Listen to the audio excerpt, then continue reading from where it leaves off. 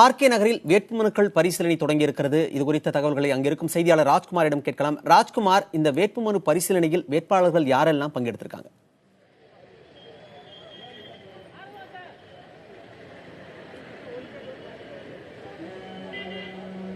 RK நகர் இடைத்தேர்தலில் போட்டியிடக்கூடிய வேட்பாளர்களுடைய வேட்புமனுக்கள் தற்போது தொடங்கி பரிசீலனை செய்யப்பட்டு வருகிறது. ஆர்கே நகர் இடைத்தேர்தல் பொறுத்தவரை மொத்தம் 127 பேர் வேட்புமனுக்களை தாக்கல் செய்திருக்கிறார்கள். பிரதான கட்சிகள் உள்ளிட்ட சுயேட்சைகள் 127 பேர் வேட்புமனு தாக்கல் செய்திருக்கிறார்கள். இதில் நேரடியாக போட்டியிடுவதற்கு மொத்தம் 114 வேட்பாளர்கள் நேரடியாக போட்டியிடுவதற்கும் மாற்று வேட்பாளராக 13 பேர் என ஒட்டுமொத்தமாக 127 பேர் வேட்புமனுக்களை தாக்கல் செய்திருக்கிறார்கள். தாக்கல் செய்திருக்கக்கூடிய வேட்பாளர்களுடைய வேட்புமனுக்கள் தற்பொழுது காலை தொடங்கி வேட்புமனுக்கள் பரிசீலனை செய்யப்பட்டு வருகிறது. இந்த வேட்புமனு பரிசீலனை செய்யப்படுவதில் அதாவது வேட்பாளர்கள் மற்றும் அவருடைய கட்சியை சார்ந்த பிரதிநிதிகள் பங்கேற்கலாம். ஒரு வேட்பாளர் உள்ளிட்ட மற்றும் 3 பேர் மட்டும் உள்ளே அனுமதிக்கப்படுகிறார்கள். இதற்காக காவல்துறையினர் பாதுகாப்பு ஏற்பாடுகள் செய்திருக்கிறார்கள். தடுப்பு வேலிகள் அமைக்கப்பட்டிருக்கிறது. வேட்புமனு பரிசீலனை, அதாவது ஆர்கே நகர் இடைத்தேர்தலை நடத்தக்கூடிய தொகுதியினுடைய அலுவலர் பிரவீன் நாயர் மற்றும் டெல்லியிலிருந்து சிறப்பாக வந்திருக்கக்கூடிய பொது பார்வையாளர் பிரகாஷ் பிரவீன் உள்ளிட்ட அதிகாரிகள் இந்த வேட்புமனு பரிசீலனையில் உள்ளே இருக்கிறார்கள். இந்த வேட்புமனு பரிசீலனையில் திமுகவினுடைய வேட்பாளர் மருது கணேஷ் மற்றும் தேமுதிகவினுடைய வேட்பாளர் மதிவாணன் நேரடியாக வேட்புமனு பரிசீலனையில் அவர்கள் பங்கேற்றிருக்கார்கள். மற்ற கட்சிகளை சார்ந்த பிரதிநிதிகள் 3 பேர் பங்கேற்றிருக்கார்கள். வேட்புமனு பரிசீலனை தொடர்ந்து நடைபெற்று வருகிறது.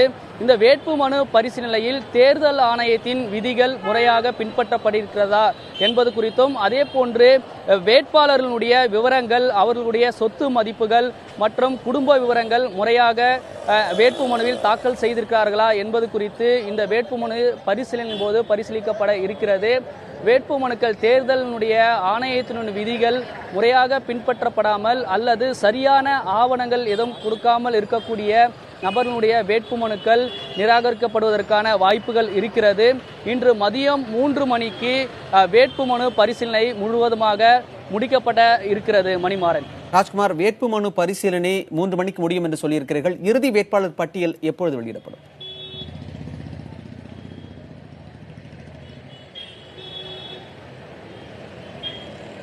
இடைத்தேர்தலுக்காக வேட்பாளர்கள் கடந்த 16ஆம் தேதி தொடங்கி நேற்று வரை வேட்புமனுக்கள் தாக்கல் செய்யப்பட்டு இருக்கிறது. இன்று முழுவதும் வேட்புமனுக்கள் பரிசீலனைப்பட இருக்கிறது. இதற்கான ஏற்பாடுகள் தேர்தல் நடத்தக்கூடிய மண்டல அலுவலகத்தில் நடைபெற்று வருகிறது.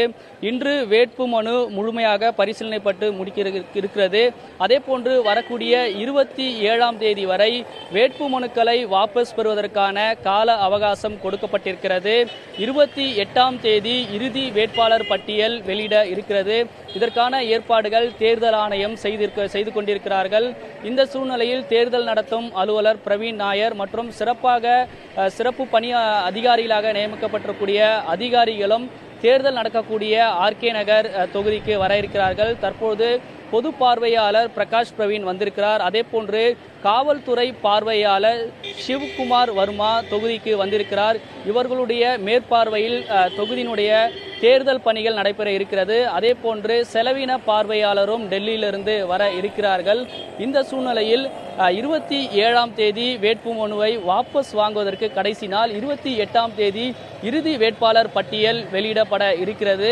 தொடர்ந்து அதற்கான ஏற்பாடுகளை தேர்தல் ஆணையம் அடுத்தடுத்த கட்டமாக செய்து கொண்டிருக்கிறார்கள். நாளை சிறப்பாக ஆர்கே நகர் தொகுதியில் எலெக்ஷன் பணியை செய்யக்கூடிய பணியாளர்கள் அனைவருக்கும் சிறப்பு வகுப்பு தேர்தல் நடத்தக்கூடிய தேர்தல் அலுவலர் பிரவீன் நாயர் நாளை இந்த தொகுதியில் நடைபெற இருக்கிறது. மணிமாறன்.